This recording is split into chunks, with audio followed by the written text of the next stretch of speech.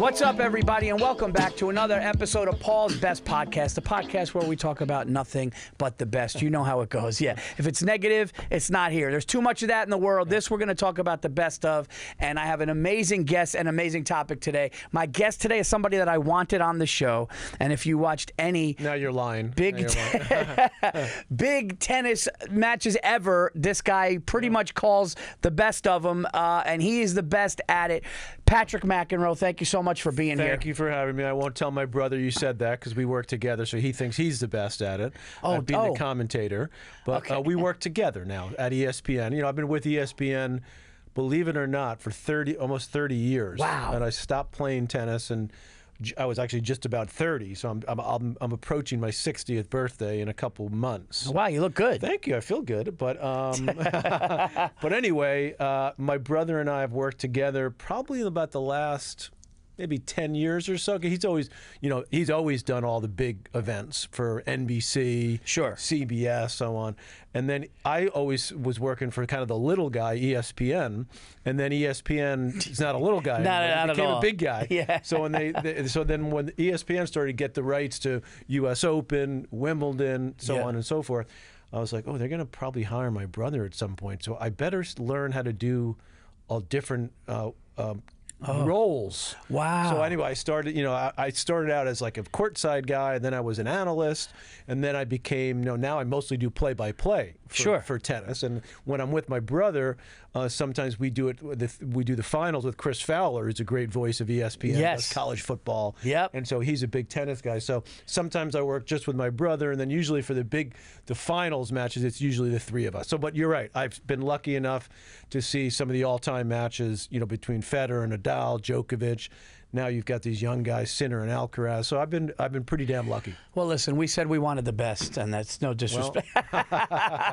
Appreciate it. No worries. What's the age gap between you and your brother? So my brother's 7.5 years older. So okay. He's 67. Okay. We have another brother in the middle, Mark McEnroe, who never got into big-time tennis. He was a good junior tennis player, but he didn't really get into competition. All of us went to Stanford. John went for a year. Wow. And then he went on to the Pro Tour because he was already sort of a phenom. My brother Mark went also to Stanford, was actually on the tennis team for a year as a walk-on, so he's a good player. Wow. But never, he bagged it after that because he was more into his studies, became a lawyer. And then I went and graduated in 4 years and played there for 2 national championships, which was cool. That's real cool. Yeah. But you guys are New Yorkers. Yeah, we grew up in Queens, in Douglaston. Okay. Douglaston, Queens. And then we went to high school in the city. Okay. My parents always wanted us to go to the best schools, even though initially they had no money. And in fact, when the first school we ever went to was a place called Buckley Country Day School in Roslyn, Long Island. Wow, okay. Which is about 25 minutes from our house. And we used to take the bus there. And my dad couldn't afford it at first, but he had started working at a law firm, and he became a partner at a big law firm in Manhattan. So the school, you could never imagine. You have kids? Two, okay. Yeah. So could you imagine nowadays, like say you want to go to the nice private school or wherever in your area, and they said, just pay us when you can. That's what they did to our parents. They didn't have the money, but they knew he was going to make some money. That's insane. So they literally, when John started at Buckley Country Day School, my parents didn't pay for like the first year or two. That's amazing that they could see the trajectory, right? And be like, okay, you know what? We know it's coming. Right. So we know it's coming. Yeah, we know it's coming. Just make sure you pay when it does. Exactly. That's insane. So all 3 of us went there, me and my brothers, and I was the youngest. And then we ended up going to high school in Manhattan on the Upper West Side. Okay. To a great private school in the city. And John commuted for 4 years from Queens to Manhattan. It was an hour each way. And I know because I did it just for 1 year, my freshman year of high school. Oh, wow. I commuted, and then my parents moved into the city. Actually, John helped them buy an apartment in Manhattan. And my dad had always worked in the city, commuted. So then it was just me, and my other brother was at Stanford in college. And so me and my parents moved to the Upper East Side. And so my commute went from an hour each way on the LIRR, then on the subway, then walking 6 blocks to a 10-minute walk across the park. So I got lucky. Yeah, it's funny every time I hear when somebody's starting out their commute, because as a stand-up, my mom, they lived in upstate New York, further, Dutchess County. Oh, okay. So right. near Poughkeepsie. So further up. Yeah. And I would have to come to New York, and I had this little 4-speed Toyota Tercel, and I would just drive in an hour and a half to do 6 minutes, make no money. Exactly. And just not get booed and just survive. Right, get something thrown and then at you. and then drive home with the most elated feeling that you did it. That you did it. And then you look back and you're like, man, I can't believe that. And now you look where you're at now, and it's pretty cool. But it's I have so much respect for you guys, because I was just telling you before we started the show that we do a charity event as part of our tennis academy to raise money for kids that couldn't afford to play tennis. And one of the events we do, we call it our comedy night. So we got to get you there, because the comics come. We actually pay them $500 now. We didn't pay them for years, but they would come. They'd be doing the rounds in the city. They'd be going, and I'll come over and do 10 minutes or do 8 minutes, and we raise money to help support our kids. Oh, that's great. On scholarships. So we got to get you there. We do it every April, like mid-April.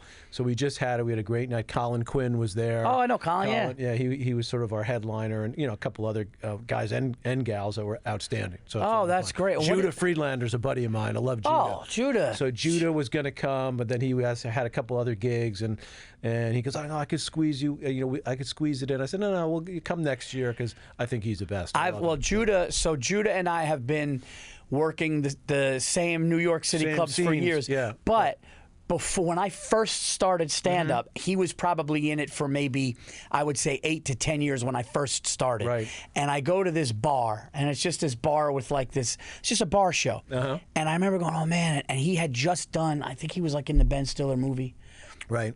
So he was getting pretty big. So he was starting to get in. And I remember, and he watched my set, and I was new, but I did really well. And I just was in the bathroom, and I was at the urinal. After you did your set? After I did my set, I'm at the urinal, and he walked in, and he stands next to me at the urinal. And he goes, "Oh, dude, you were so fun," and that lifted me up. And now, we're nice compliment, right? No, when you get that from somebody that you respect. Yes. But you know what I wanted to ask you, because I was performing one time in Texas, and Del Harris, who coached the Lakers at the time, he told me the difference, because I said, "Hey, man, if you're starting a team," I was like, in their prime, I think I said Kobe or Allen Iverson. We were just talking, we were having drinks or whatever. And he's like, he goes, it's so close. He goes, when you guys are at that level, it's so close. I wanted to ask you this about tennis, because tennis is an amazing, I think the endurance, and I think just everything that it takes to become a great tennis player is insane. But let me ask you this. What's the difference from when you watch somebody, from them being great and elite to can't get over the, somebody that's going to stay world ranked at, let's say, 100? Like me, basically. I was sort of like a journeyman player. I mean, I was in my career, I was sort of, my highest was 28, so I got up to that's okay. No, that's really good. But it's not elite. So I'm gonna explain it to you, because, for example, there's certain players that were top players, like Boris Becker at the time. I was there, Stefan Edberg. They were similar age to me. They were better than me, but I could play with them. Maybe I could beat them 1 out of 4 or 5 times. Sure. But like Andre Agassi, for example, when I played him, he was a little bit younger, and he played a similar style to me. Okay. But he was just so much better. And so when I played him, he just kicked my ass every time. Now, what's the difference in that? So the difference is, it's not mental, it's not psychological. It's just that he's just better. Okay. So he's got better ball, skills. His genetic skill is just that much better. Got you. So when you look at the elite players like Federer, Nadal over the years, Serena in the women's game, they just genetically are better than 99% of even the professional players. So even to get to what I got, you need a certain genetic talents, right, that you're born with. I happened to have great time. My brother had amazing timing and racket skills, but he was also lightning fast. I didn't have the lightning fast part.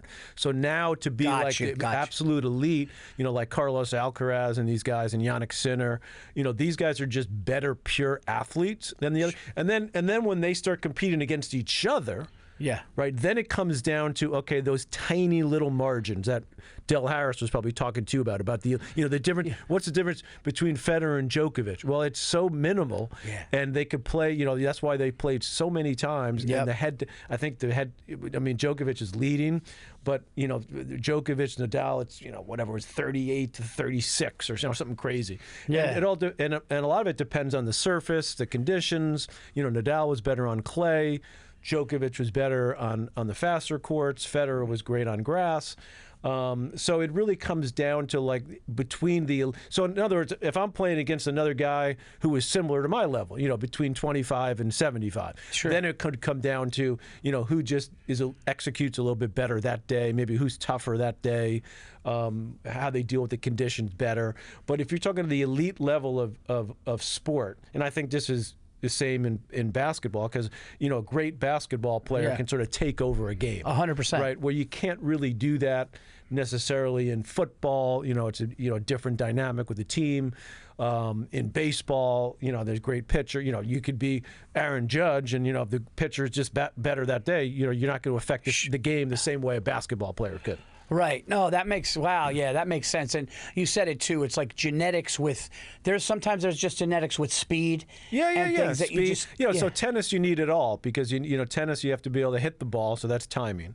So a lot of times people will say to me, they'll see a great athlete that's a soccer player or a football player, say, man, well, imagine if that player, Michael Jordan. Imagine if Michael Jordan had played tennis, just as an example. Well, Michael Jordan, I don't know. He may have terrible hand-eye coordination. Sure. Like when he played baseball, he wasn't very good. Right. Baseball. So he probably wouldn't have been that good at tennis. Right. Despite the fact that he's lightning fast and can jump. And the most important thing, and I say this to people all the time, people ask me, what's the first thing you look for in a little kid? I'll be going to my tennis academy later today, where we've got kids that are 5, 6, 7 years old. First thing I look at is not how fast they are, can they run? How tall are their parents? Blah, blah, blah. Is can they time the ball? In other words, when you just drop the ball in front of them or toss them the ball, can they? And if they swing and miss, don't try to be a tennis player. I don't care how fast you are. Right. You know what I'm saying? Like, that is the most important thing in tennis. Then you look for, of course, the players that you watch on TV. Then they have the speed and the fast twitch muscles, and they can do all that. And then you have to also train yourself to have the endurance, which is what you brought up, briefly, because you need that in tennis. You need endurance too. Yeah. What's crazy is that your parents had 2 boys that got to 28th in the world, and that's insane. And number 1. And the reason it happened was because my parents grew up. They got married very young. They had nothing, but then my dad was working all day at a law firm. And he went to law school at night, went to Fordham Law School at night. And my mom was a nurse, worked in the emergency room. And they were living in an apartment in Queens, in Flushing, when they first got married. And then as they started, make a little bit of money, they moved to this nicer part of Queens called Douglaston. Okay, yeah. Then they moved to the Douglas Manor, which is like the really nice part of Douglaston. Right. And in the Manor, they had a club called the Douglaston Club, which was like a summer club with 5 tennis courts and a swimming pool and a snack bar. Nice. And everybody from the neighborhood would just go to the club, sign a chick, give me a grilled cheese and bacon sandwich, that kind of thing. And then you could either do tennis or swimming. And there was actually a sailing vibe, because it's on the water there, right across from the Throgs Neck Bridge. That's where the Douglaston is. And so you could do like a sailing thing. But actually, my brother Mark got into that for a while. But John was an athlete, loved to play sports. Yeah. So he'd play soccer, he played football, basketball, all the sport, and he was already quite good in other sports. So he said, well, I'll try swimming. This first summer when we moved there, he was 8.5 when we moved to Douglas Manor. Okay, wow. Which is old to start tennis to become a professional player. Like most 8.5 is considered old? Yeah, considered old to become like a pro. Yeah. Because in tennis, you have to learn all the skills, repetition, forehand, backhand, serve, and it takes like hours. I used to play against the wall. Wow. At the Douglaston Club. That's interesting. So anyway, John tries swimming, and he hated it. After a week, he said, I hate swimming. I don't like it. So he said, I'll try tennis. So he tried tennis. And after about a month in the summer, there's a local kid who's like a college kid who was just doing the clinic for the little kids at the club, Yeah. And he came to my parents and he said, saw my parents one day at the club. He said, your son's like crazy hand-eye coordination for tennis. And they're like, okay.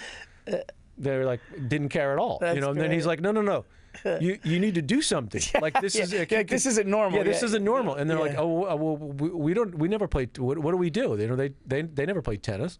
So he said, take him to this academy called the Port Washington Tennis Academy out on the island, which is now a John McEnroe Tennis Academy. Like we have our main one here in the city, and then we have a couple on the island and one in Westchester. Anyway, my brother goes out there. There's a very famous Australian coach there by the name of Harry Hopman. He used to coach all the legendary players as the Davis Cup captain in Australia. Okay. Rod Laver, Lou Hode, Ken Rosewall, all the all-time greats in tennis in the 60s. So he ended up in Port Washington for a few years before he then went to Florida. So John comes for a tryout to get a scholarship. So a bunch of kids, So Harry Hopman looks at him and he says, we'll take him. He says, we're going to give him a scholarship. He's going to be #1 in the world. What? Now, apparently, he said that to all the parents. but this time, he happened to be right. Just one time. That's amazing. He was right. So that's how we got into tennis. That's crazy. I have to tell you this story because there's no other guest that I would have to tell this story to. So, I'm a athletic. I'm only 5'8", but I was always an athletic guy. Always could throw a football far. I play golf all the time. My son is a great basketball player. I shoot baskets. I love it. How tall is your son? He's 5'10" and a half. Oh, okay, so he's but he could dunk. Yeah. Like wow. He can't dunk in the game yet, but he can do it. And he's a 3-point shooter. Wow. Very, very proud. Who isn't these days? Yeah. But we went to regionals in Sag Harbor. Oh, okay.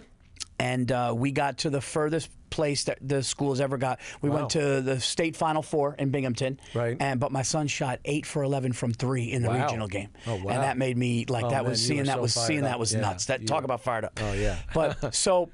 You get a little out of control, don't you? I can see you. I'm very much like I don't. You try to keep it cool. I try to keep it cool, but I'm more of like I'll get like emotional. Like I get cheery and like stuff. I'll just be like I hold it in, but as long as you're not one of those crazy like parents that yells at the refs and stuff. Okay. No. We have a lot of that in tennis. Well, we had a couple that would just everything was the refs were against us. Like it was a conspiracy. It was terrible. crazy. Yeah. Okay, guys. Before we continue with the show, I got to announce some tour dates. Come and see me on tour, guys. I have some great shows coming up. I will be at the Zanies in Rosemont, Illinois, May 29th and 30th, right outside Chicago. One of my favorite rooms. Check that out. That's the 29th and 30th of May at Zanies in Rosemont. Then we have Point Pleasant, New Jersey, Uncle Vinny's, June 12th and 13th. On June 18th, I'll be in Pottstown, Pennsylvania at Soul Joel's. That's the 18th. Then on the 19th and 20th, I am at the Hartford Funny Bone, Manchester, Connecticut on the 19th and 20th. Then Toledo, I'm coming to the Funny Bone on the 24th. And Cincinnati, I'll be at the Funny Bone on the 25th. Get tickets, paulvirzi.com. Come and see this hour. It's the best hour I've ever done. I cannot wait to see you guys at a show. Now let's get back to the podcast. So a comedian friend of mine says, hey, it's a nice day. This is years ago. Not so long, but years ago. He goes, it's a nice day. Let's go play tennis. There's a tennis court by my house. And I go, all right, I'll play. And he goes, I just want to tell you. This is in Sag Harbor. This is no. This is up where you live. This is up by us. The Sag Harbor was just where my son played in the regional game. Yeah. So he goes, I go, yeah, I'll play tennis. I go, I actually still have a racket. And then I said, where do you want to play? And he tells me, he goes, hey, but just so you know, man, like I'm gonna beat you because like, and I don't want you to. He's like, I played. Upset. He goes, I played in camps and stuff. So like, I'm like good. And I go, okay. So we get there. Right. And he's just wailing the ball down on the line, and I'm running, getting it back. I'm scoring. So all of a sudden, I'm winning 3. I'm winning 3-1 in the first set. Right? 3-1, and he's like, "How are you?" And I'm like diving, Patrick. I'm doing everything, and he goes, "How is this possible?" Because you have bad strokes, probably, but you're just an athlete. And then you know what he did? What did he do? He quit. No, he just started right to me. Pushing it. Right to my chest. The easiest shots. The easiest shots. He was just going, and I started missing it. I started missing it, and he ended up winning 6-3. And I was so like when I had to be an athlete, I could beat him. You were running because he thought he was going to place the ball, and so I'm just doing. Yeah, you were just. But that's interesting about tennis. He goes, now I'm just gonna, and now I'm going like, wait, this can't be this. You can't be easy. What am I gonna like? And I'm missing the line. Yeah, I'm missing, and it made me think like, wow, it's amazing how when you're not thinking. thinking, Right. and you're an athlete, Right, you just go and you do. Just go and you can run. But when you have to strategically, and obviously it's not a game that I play, a sport it's that I play. It's a skill game. It's more of a skill game than most, actually, because you're meaning the skill with the racket, right? The hand skill. So the speed is important. As kind of what I was talking about earlier. The speed is important, once you get to a certain level. Yeah. But the skill is most important. It's a skill game. So like I could go play someone that's amazing athlete, but if they don't have the same skill with the racket, that I could still beat them, even though I can't run now. About to be 60, like I can't cover the court, right. But I don't have to cover the court against someone like that. Sure. So it's an interesting game in that sense, but it's a great point because we work on this with our kids at the academy and the coaches, and it's like, I remind them all the time. I'm like, you got to remember like the basics, man. Like people come and they do these volleys, and they're throwing their. I'm like, no, this is the volley. Yeah, it's like this. Yeah. But you'd be amazed like how hard that is for a lot of people. Yeah. To do that. The kids are holding their racket. The racket's down here, and I'm like, no, you got to hold the racket here and just.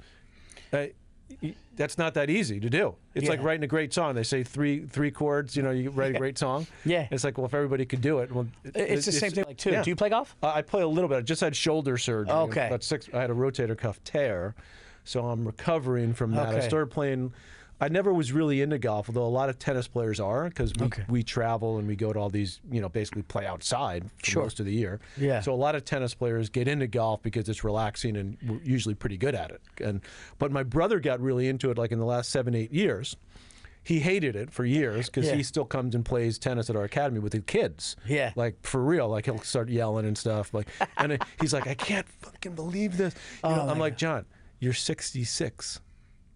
You're playing a kid's like 15, and he's like, can't believe he's losing. And these kids are like amazing. But anyway, so I'm gonna get back into it. Hopefully this summer, I want to start playing again because I kind of got the bug a little bit. I got in the last couple of summers. Yeah, I love it, and I'm slowly getting better. But it's like you said, people it's hard. Just keep your arms in it. But it's steady. It's like it's not easy. It's hard to do the simple things. It's like you said. It's so hard. Yeah.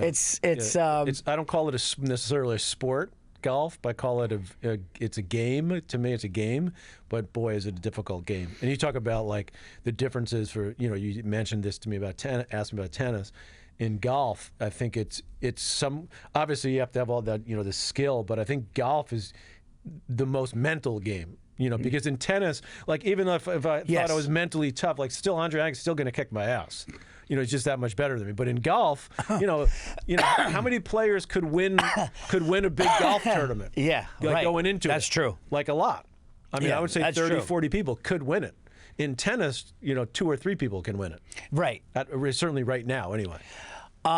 Am I wrong for saying this? Because I probably am, because I don't know it the way, obviously, the way you do. But even like, I'm not going to sit here and act like I'm the huge. I love watching tennis. I love going, like when I could get tickets to the U.S. Open. I love it and all that. In his prime, size-wise, smoothness, I think psyche, intelligence. I think in his prime, Roger Federer is the greatest I've ever seen. Is that a crazy statement? Not crazy at all. He's definitely the most popular player the tennis world has ever seen. Is he bigger than? He's bigger than most, right? His height. Like his stature. He's a little thicker than you think. Like he's built, like his arms and shoulders. But he's. No tennis player is like bulky because you have to run. You have to. What is he? 6'2", 6"? He's probably 6'1.5", 6. Yeah. Okay, so Djokovic is a slightly taller. Like half-inch taller, but much more slender, right? They're all slender. Yeah. Nadal was a little thicker. Yeah, he had like a more like a linebacker kind of build, so he was a little more physical in that way. But Alcaraz, who's now number 1, and Sinner's actually pretty tall. Sinner's like 6'4". Okay, but moves like unreal. And Alcaraz is actually, I think, a little bit under 6, which is crazy because most tennis players now the top players are like 6'3" and above. 6'3", 6'4". And that's wild, because what was Andre Agassi? Yeah. Andre Agassi is about my height. He's like probably 5'11". I'm just under 6 feet. Okay. So the average height now, I'm going to say for like a top 100 player in men's tennis, it's Rod Laver was 5'7". So it's growing. So it's growing, but it'll reach a point if you're above 6'5". Now you're still not going to cover the court as well as someone who's 6'2" or 6'1". Okay. But now, like when I was playing, if I played a guy that was over 6'4", like I just would like walk out in the corner. I'm like, oh, this guy can't move. Who's the tall, emotional guy? Is he Greek? Kyrgios? Yes. The Australian guy? You're talking about the crazy guy? Not Greek. He's tall, yeah? No, he's not that tall. You're thinking of maybe Medvedev, who's Russian. He's the about one who 6'6". was yelling at Ben Stiller. Was it in his movie? He was yelling like. Oh, for real? Like he was yelling for real, and he goes like, "I don't tell you how to do movies." He gives the emotion. That might have been Medvedev. I think it was because Medvedev won the U.S. Open one year, but and he's like 6'6". It's him, and he moves like a freak. That's him. And there's Alexander Zverev, who's like 3-4 in the world. He's right in there. He's about 6'5". Okay. So my point is, like, if I played a guy like that back in the day, I'd be like, this guy can't move at all. You know, I mean, and usually they couldn't. But now you've got guys that are 6'4", 6'5", 6'6", that are, you know, moving unbelievably on the tennis court. That's amazing. But still to be around 6'1", 6'2" is for a male probably the ideal height, because you still can get the height with the serve, but you know, remember, tennis is played in a relatively small area. Yeah. And so you have to be super quick within that area. Yeah. So the bigger you are, you know, the harder it is over time. And a lot of those players, the big, tall guys, will tire more quickly. Yeah. Because they just, you know, it's not as natural, the movement. But it is pretty amazing how the average height has continued to evolve. It's just it's like every sport. The athletes are getting better. Just getting better, physically better. Strong. I mean, look at football. You know, the guys playing football, they're bigger. The guys on the line are 320, and they run like a 4.5. Yeah, it's crazy. They just asked, was it George Gervin, the Iceman? The Iceman, yeah. I used to have a poster of him in my bedroom. They just asked him, they go, what would you score today? And he's like, man, I don't know if I could play with these guys.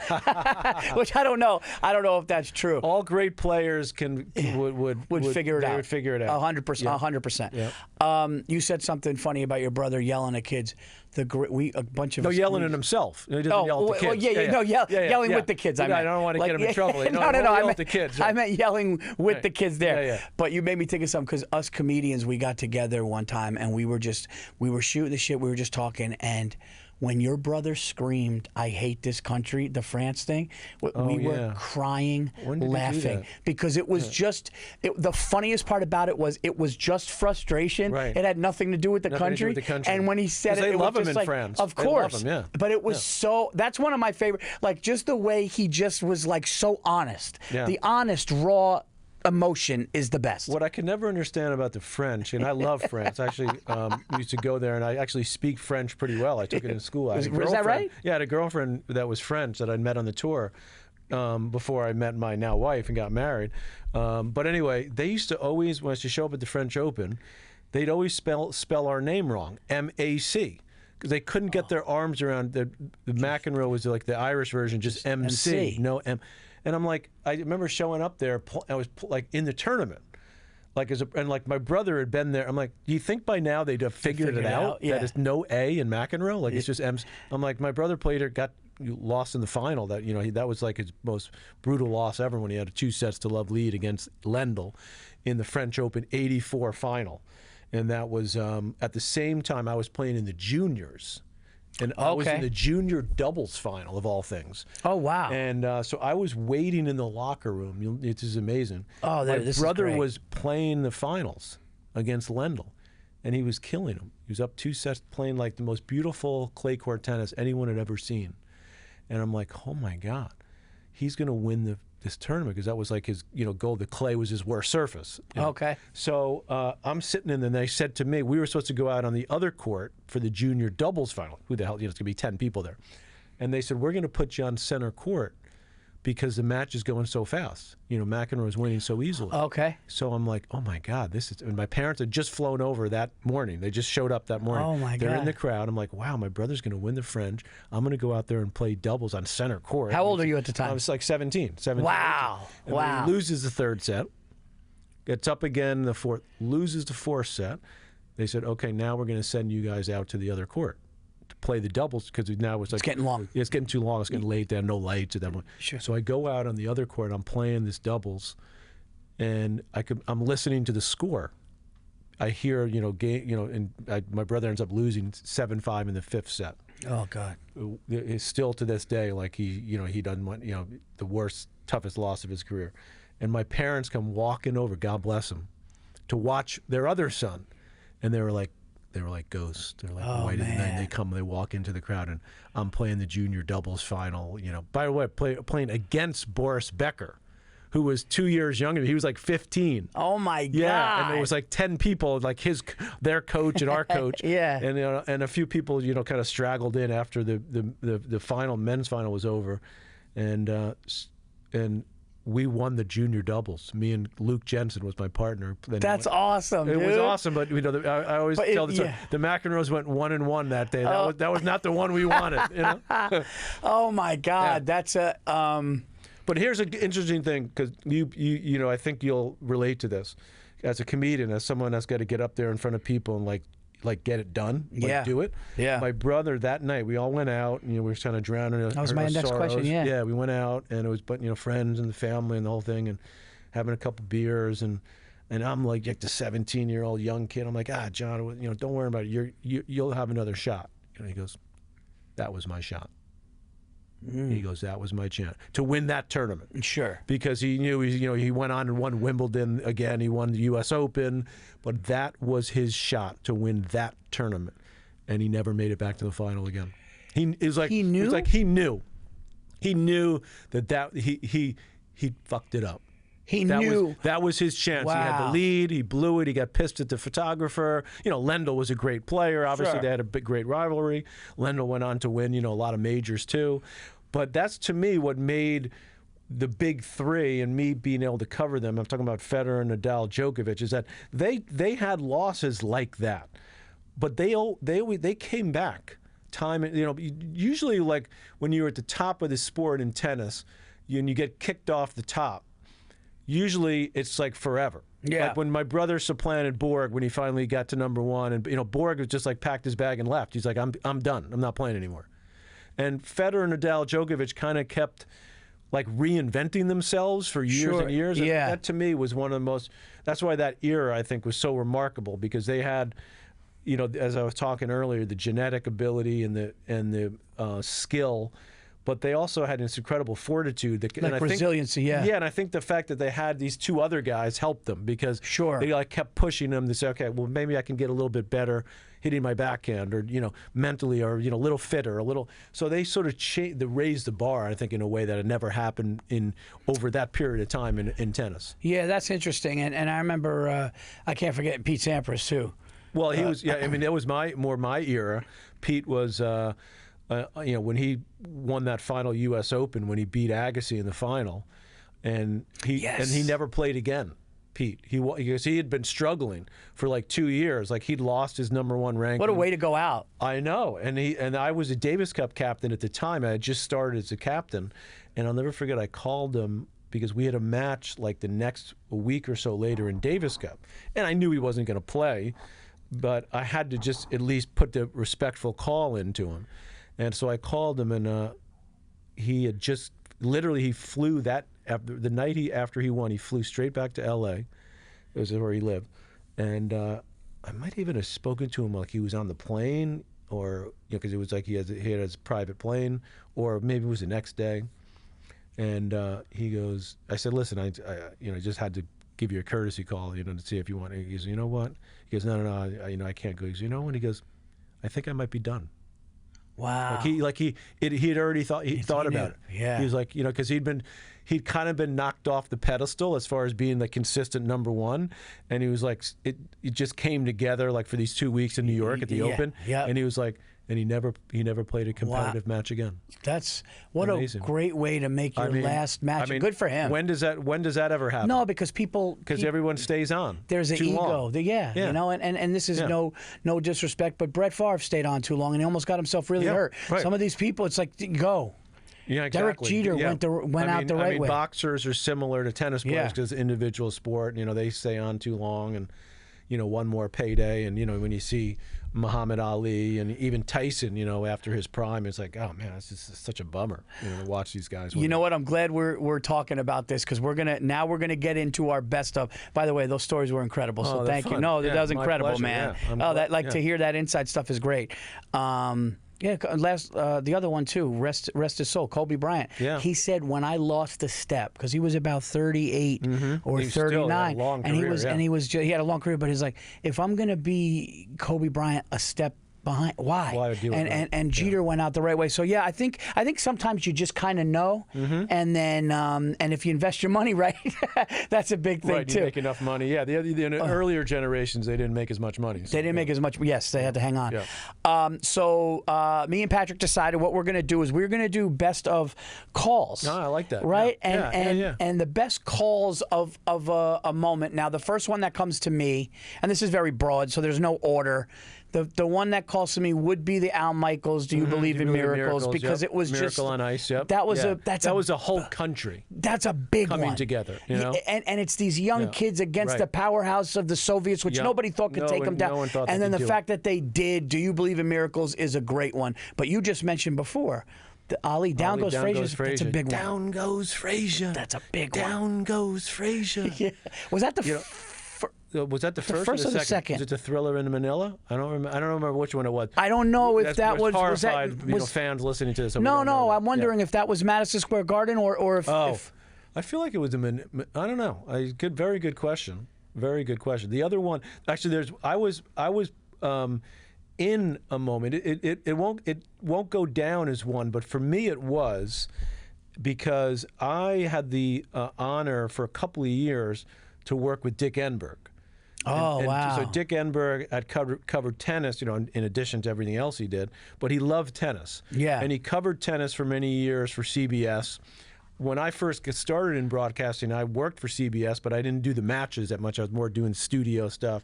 So I never got to work with him. Anyway, he had worked for NBC for years when Breakfast at Wimbledon, so we used to get up Sunday morning and watch the Wimbledon final. So I had his voice always in my head. And then at the tail end of his career, like his last 7-8 years, ESPN hired him when ESPN got the rights to Wimbledon, and so he would do the big events with us. Okay.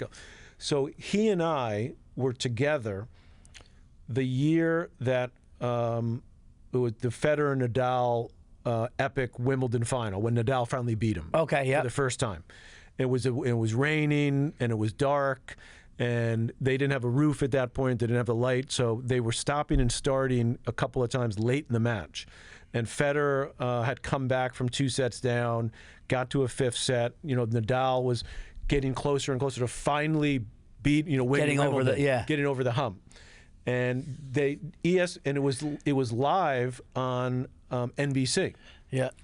But we were there working for ESPN. And we were, that was the years when we shared it. So ESPN would do like all the days during the week, and then NBC would come in and do the weekend.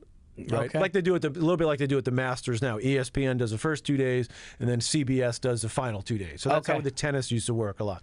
So anyway, ESPN says, we want you guys to call this match just in case it's an epic. It could be a classic, because at that time they had an ESPN Classic, and they wanted to have their own production and call of it by their guys, just in case, just to have it. Okay, that's interesting. So Dick Enberg and I are calling the match. And I'll never. And we, had the breaks, and we're up in the, center court booth, way up at the top. Now I get to be right by the court in the prime location, But we were way up in the top. And when Nadal finally won, Dick Enberg, I still get chills, and it wasn't even like. It was just the way he delivered it. Yeah. Rafael Nadal. Oh man. Has won Wimbledon. Oh God! Just like I get, dude, that just gave me. No, it was just like I still get chills. Wow! And he just the excitement in his voice, and and the simplicity of it. Yes. You know what I'm saying? Well, I find like those are the best calls. Those are the best, yeah. When it's over the top. When it's too much. When it's like, do you believe in miracles was a quick thing. Just a one line. And you're just going, wow. Well, and here's a perfect example of that, Patrick. The Giants win the pennant, right? The Giants win the pennant. Right. The Giants win. You're just stating. That's actually a cool point that we're making on this. Is like just kind of stating what happened, but with elation. Where I think it's the delivery. It's the delivery of it. Yeah. There's some good. There was some decent ones which you don't think about in golf. Like when Tiger won, his first Masters. Yes. Jim Nantz, I love him. Jim Nantz is is great. just... Yeah, Jim Nance's voice there's something about his voice that just makes you go like, I'm like, somebody said he makes you feel like it's the biggest thing in the world. Biggest thing, right, and he's exactly. just whispering, he's just talking, it's great. Well, it's just in golf, the master. What do you remember when Buster Douglas beat Tyson? Yeah. And I remember the announcer, I forgot, but he's saying, Buster Douglas is pounding away. And and then he was looking for the mouthpiece. Right. That was one that his mom had just died, I think. Right. So it was like he was like he was fighting for something. Fighting for something. That was I just amazing. got the chills. Yeah, That's the totally. beautiful thing about sports is like that moment of when Kurt Gibson. Oh man, Who was that? Was that was Vin Scully? Yeah, that Dude, was how Vin good Scully. is Vin Scully? What was his line there? 'Cause I know. I got it. Yeah, because I remember he was hobbling, and then when he hit it, Vin Scully said something when he stepped on second, and he did this. He didn't say anything for a bit, like 20, 30 seconds. Yeah.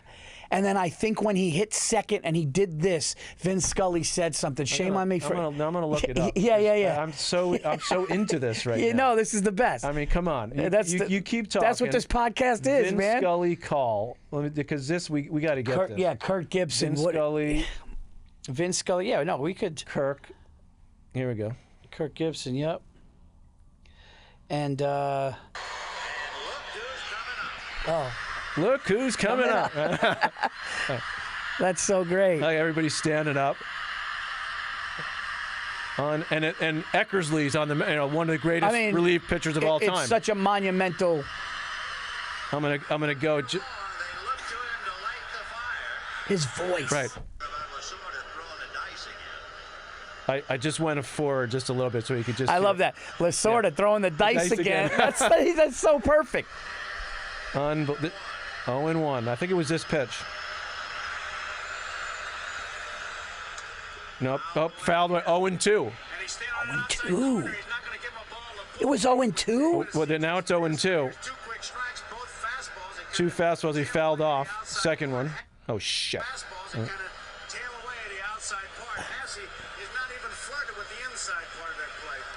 This is great. Here we go. Yes. Oh, he pick off. Now Gibson was so banged up, he was not introduced.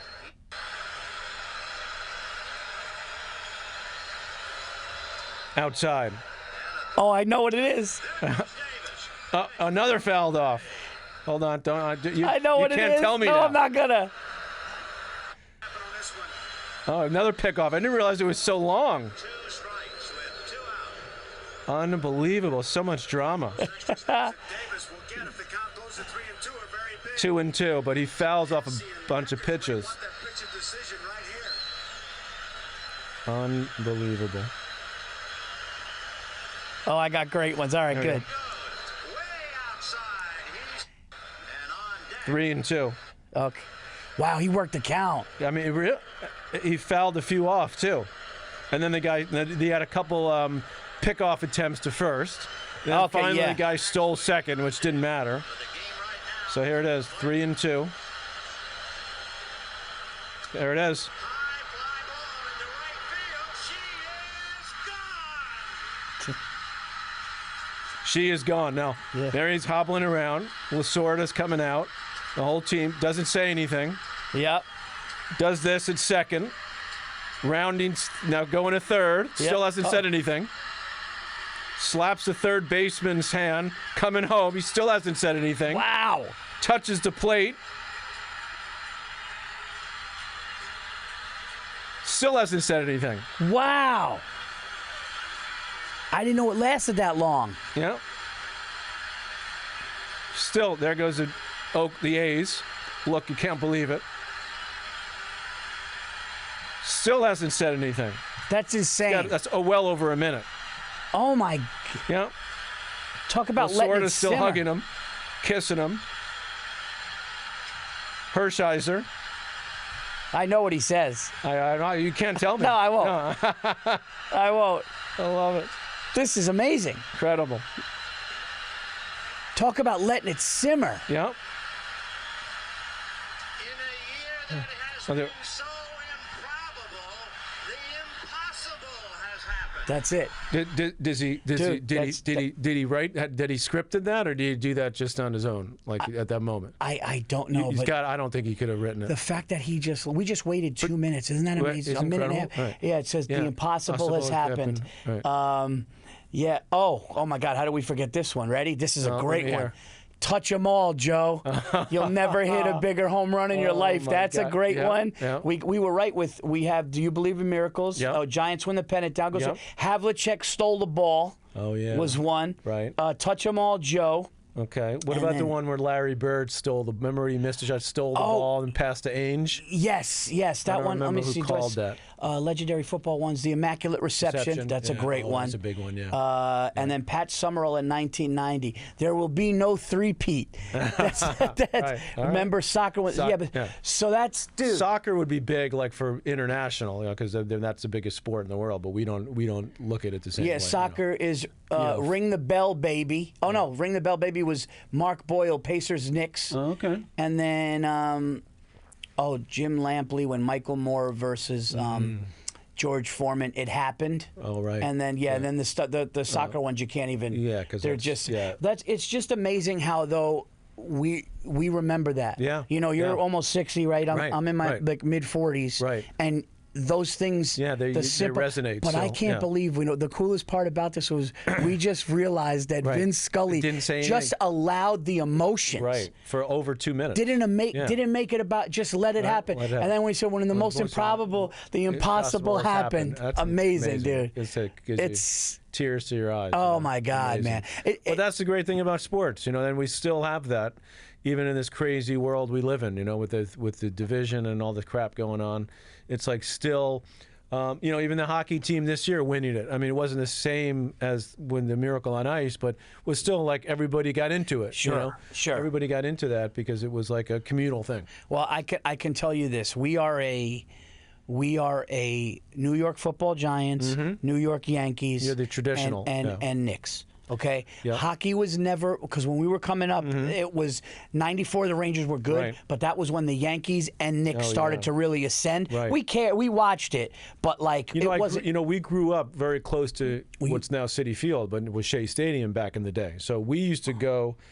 We had tickets for the Jet games. Our neighbors were huge Jet fans in Douglaston, so we used to go to a couple of games a year with them. Yeah. The Jets were usually terrible. But most of my buddies were Met fans because, from Queens and all that. But guess which game I went to that turned me a Yankee fan? You got to tell me. Reggie's 3 homers. You were at that? I was at the game. Yeah. Wow. I was 11. Wow. 1977, and my dad got 2 tickets in the upper deck. Whoa. And he said, we're driving to the Bronx. And when Reggie hit the 3rd homer, the place went freaking ballistic. My dad grabbed me by the arm. He goes, "We're out of here." Oh my God! We go. Remember the one? I don't know if it was the second or third one where he swung so hard he went on a knee. Oh my God! One knee, he went down. Well, when he hit that third one, the place went. So that's why I've been a Yankee fan my whole life. From that moment. I'm waiting because I wasn't alive in 1973 when the Knicks won. Right. Oh, yeah. We're waiting for the Knicks. My son has got it so bad. Unfortunately, I was so proud. I think you're going to have to wait another year, but I don't think it's going to happen this year. At the time we're recording this, it's the game 5 is coming At the time we're recording this, they're in the midst of the playoffs. Yeah. The Hawks, and my household will be going wild for all of them. Brunson has brought us much joy. Oh, yeah. It's a fun team. It's a fun team to watch. I think they're just missing something. I see your brother at games. Yeah, he's there a lot. He goes there. Do you go? Are you? I'm not quite on that celeb list. So if you got any angles for me, once in a while he might bring me along. But no, I go periodically. I mean, you were 28th and old. You're calling Wimbledon. What are we talking about here? Not quite the same. Not quite the same. But but I'm a big fan, and I will be watching as I get home from our academy tonight. I'll be watching the game too, 8:00. Are you a watch Yankees every night type of guy? No. You're not a. No, I'm not that crazy. No, you got kids. I mean, I got kids. Yeah, well, my daughters are a little older now, so now I have a little more time to do some other stuff, which is nice, and with my wife, so that's good. But no, I'm not like a fanatic kind of fan. No, and I do my own radio show, which is called Holding Court on Sirius XM, which is a lot about tennis, but about other sports too. So I pay attention to what's going on, but I kind of like to come at it from a little bit of a different angle, like more about what it means in the world, sports, what it means, what it say about the culture. To me, that's a little more interesting than just, breaking down every game. I only have an hour on Saturday, so I like to do kind of bigger issues. All right, I got 2 questions for you before we get out of here, because this was such a great episode. You were one of the best guests we've had. Appreciate it. And but 2 questions for you. One is, what's your favorite thing about, like, when you're calling a match, when you're Wimbledon, or you're like, what's your favorite part of that? And it could be, because I know in comedy, one of my favorite things, obviously, other than being on stage and killing, would be like camaraderie in the green room. But like, what's your favorite thing about like doing a big one? Well, there's something unique about Wimbledon, because Wimbledon is so, like, I call it the cathedral of tennis, and so there's something what I love about Wimbledon is, we get there a couple days before it starts to, have our meetings and get ready. My favorite thing about Wimbledon is actually walking around the grounds when no fans. That's great. And watching the way they prepare the courts, because there's something about grass, with the meticulous attention to the lines and the height of the grass, and they mow it, and it's very different from any other tennis event. And so I love that part of it, of like that, because it's, you smell the grass, and it's like the calm before the storm. It's kind of like I used to love going to the baseball games. I used to love coming early and just walking through, and then like when you walk through the entrance, and you get to the field and you see the field. Like, to me, that was like the most exciting part about going to the game. I do love, obviously you love it when it's a great, tennis is great when it's 2 different styles, personalities. That's what made Nadal Federer, that matchup, so amazing to watch. I remember, so different, and I remember actually back to the Vin Scully stuff. I remember one year it was, I think it was one of the Wimbledon finals with Fed and Nadal, and we were so fired up, and I said in the meeting, I said, why don't we just say nothing for the first 3 games? Wow. And Really? we sort of did, like, because that's awesome. Because like there's something about Wimbledon center court too. It's so quiet. It's very different from the U.S. Open or Australian Open. There's a lot of buzz, and it's loud. You can, and because of the court surface, like when the ball hits, it doesn't make a big sound because it's grass, right? So there's something about like the quiet that is really unique to tennis. It was, and so I remember we did that. Like, we literally didn't talk for, the first like 8-10 minutes of the match, and because everyone's watching it because it's Federer and Nadal, like there was just so much buzz for it. And so sometimes less is more. Amazing. Less is more in tennis. And you guys are just watching it locked Just in watching too. it. Yeah, just. Do you ever get a feeling like when you're watching, if you're going to watch, like, let's say like Djokovic versus, you ever get a feeling like early on, like with your knowledge, you go like he's just not going to win today, or he's going to win today? Sometimes you could do. You could tell. Yeah, but you don't want to tell the audience too early. No, you could. No, you wouldn't. No, sometimes you can see like they're who used to just bury guys right away was Nadal with his physicality. So I remember like watching, he was playing Dominic Thiem in the final of the French one. I was actually in the stands watching. I wasn't calling it. And Thiem had been playing great the whole year, and everyone's saying this guy's going to win the French one year.